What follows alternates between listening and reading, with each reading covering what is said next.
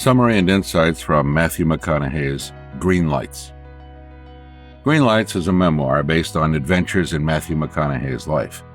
He calls it an approach book, where he shares stories, insights, and philosophies that can be objectively understood and adopted by readers if they choose to do so.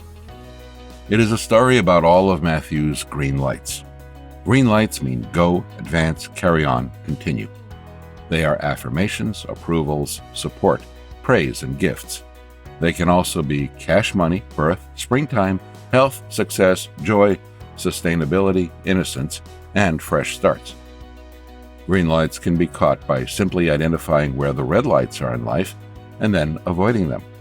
Green lights can also be earned, designed for, and scheduled in our future through force of will, hard work, and the choices we make. Catching green lights is also about timing. Green lights can be caught by sheer luck, by being in the right place at the right time. Catching more of them can be about intuition, karma, and fortune. It can also be about fate.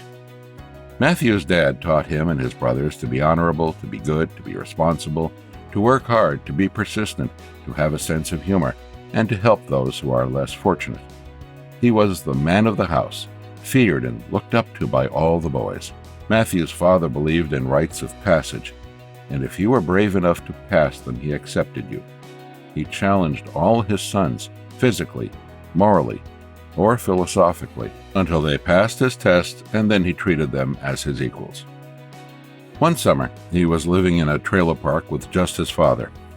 He stole planks of wood and supplies from the local lumberyard to build himself a treehouse in a large tree.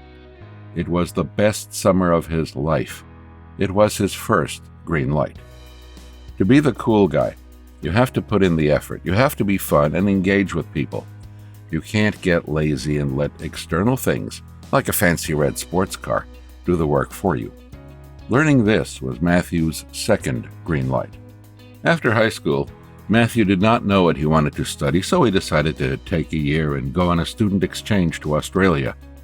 He made a promise to stick out the entire year, regardless of how homesick he got. This year abroad made Matthew into the person he is today. He went through many hardships and felt homesick, but did not quit and go home. It made him appreciate that life sometimes gets hard, and you need to push through and not give in. It was his third green light. Matthew went through his rite of passage with his father during his 19th year. He defended his father in a fight at a bar without thinking twice. Fourth green light. Matthew wanted to be a lawyer and applied to several pre-law schools across the country. He wanted to move to Dallas, so his top choice was Southern Methodist University. However, his father was going broke, so Matthew settled for UT Austin, a much cheaper public university.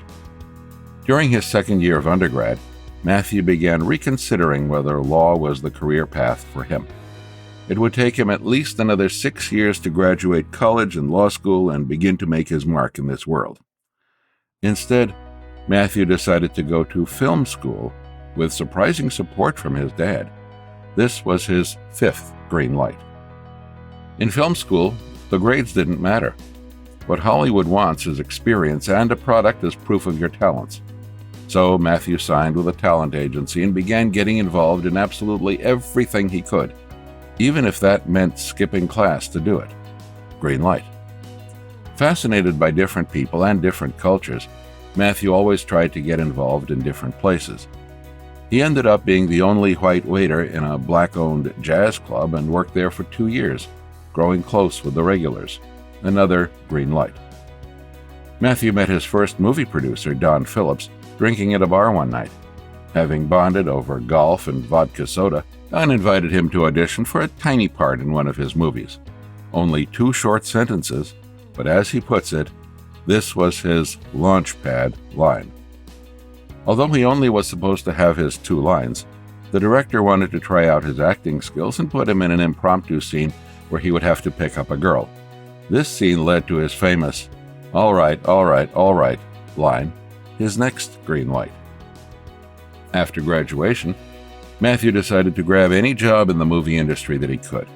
He managed to turn small parts in movies to main acting gigs, such as going from a no-line role to the main character in Texas Chainsaw Massacre: The Next Generation. After Texas Chainsaw Massacre, Matthew decided to make his way to Hollywood to get into the Hollywood movie scene. In Hollywood, Matthew stayed with Don Phillips, the producer of his first small acting gig, Dazed and Confused. This was his green light into Hollywood. Don told Matthew that in order to succeed and find a job in Hollywood, he should not be desperate for it. So, to get his mind off the lack of jobs, Matthew went on a motorcycle trip across Europe. Green light. After his trip, Don Phillips arranged for Matthew to interview at a talent agency. He got signed and right away was sent to 2 auditions. He got a role in Disney's Angels in the Outfield, a nice paycheck, and a green light. Matthew's next green light came when he managed to plant a seed in a director's head and then, by luck, have his plan work out the way he wanted it to. Matthew managed to get the lead role of Jake Briggins in A Time to Kill. The day after A Time to Kill was released, Matthew McConaughey was instantly famous. We hope you enjoyed the summary and insights from Matthew McConaughey's Green Lights. Visit instaread.co to get more insights from this and thousands of other books. Use the code YouTube to get 10% off your subscription.